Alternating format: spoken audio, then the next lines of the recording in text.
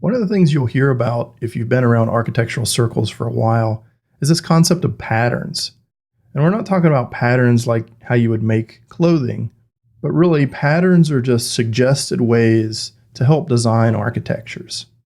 One such pattern is something called a loosely coupled architecture, and that just means that the components can stand independently without requiring very much knowledge about the inner workings of the other components in a chain.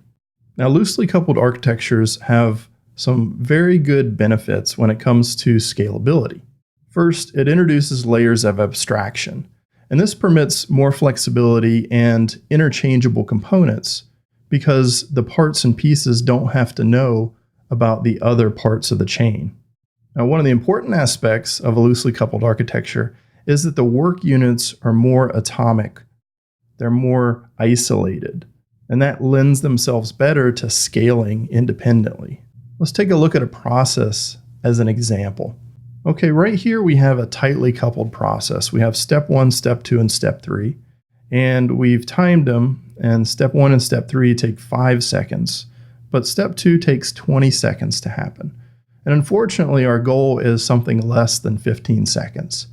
So right now, we can't achieve our goal. One of the ways that we could achieve our goal is provide step 2 with more computing power. So thereby turning those 20 seconds into 5 seconds by allocating more resources.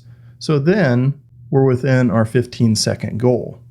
The problem is with a tightly coupled architecture, you have all this excess because you can't just scale one step, you have to scale the whole system. And it's going to be general waste.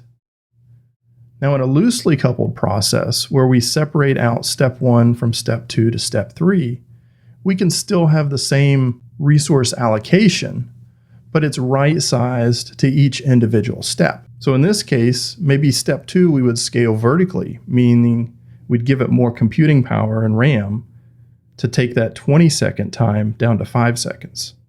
Now, if the application supported it, we could also use parallel processing, and we could have 4 different instances working on step 2 at the same time. And this is called scaling horizontally. I'll explain this more in a second. So here are the differences between scaling horizontally and scaling vertically. Horizontal scaling is really just adding more instances as the demand increases. Vertical scaling is just adding more CPU and RAM to an existing monolithic instance as that demand increases. Now, for horizontal scaling, you shouldn't require any downtime because you're just adding and removing additional instances. Vertical scaling, on the other hand, at least on AWS, does require downtime because you're going to have to reprovision the instance type to something larger or smaller, and that requires a restart. Now, horizontal scaling is automatically supported using auto-scaling groups, but vertical scaling, there's really no good way to automate that aside from maybe a custom script.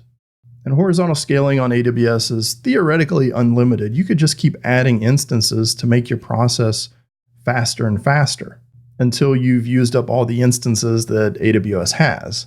Now, vertical scaling, on the other hand, is limited because AWS only has instances that are so big with so much RAM and so much CPU. So to scale out, we would add an instance. To scale up, we'd add resources to an existing instance. To scale in, we'd remove that instance that we scaled out. And to scale down, we'd remove CPU and RAM. Here's an architecture where we can see the difference. In this particular case, we just have a very simple messaging process architecture, and we have an M5 2x large instance that processes those messages and saves them to S3. We could alternatively architect it like this, where we have 4 M5 large instances. Now, in this case, it's roughly the same cost, whether we go with a M5 2x large or 4 M5 larges. So why would you want this scale-out architecture in preference to one large instance? Well, let's look at the economics. A lot of times our demand isn't consistent. So in this particular chart, the blue line is our demand. The green bars is the large instance, and the yellow bars are our auto-scaling group. So as demand changes day by day, we can scale in and scale out to meet that demand. Whereas if we have just one large instance, it's going to be the same price regardless of what our demand is. So then looking at the dollars, If we don't have any scaling, it's going to cost us $46.08 for those 5 days. If we do implement auto scaling, we're down to $32.26, and that's a savings of $13.82. Now, I know these might not seem like big numbers, but if you multiply these by very large enterprise systems over the course of time, then we're talking big money. But even still, if somebody's willing to give me $13.82, I'm not going to give it right back to AWS. I have plenty of other things that I want to spend it on.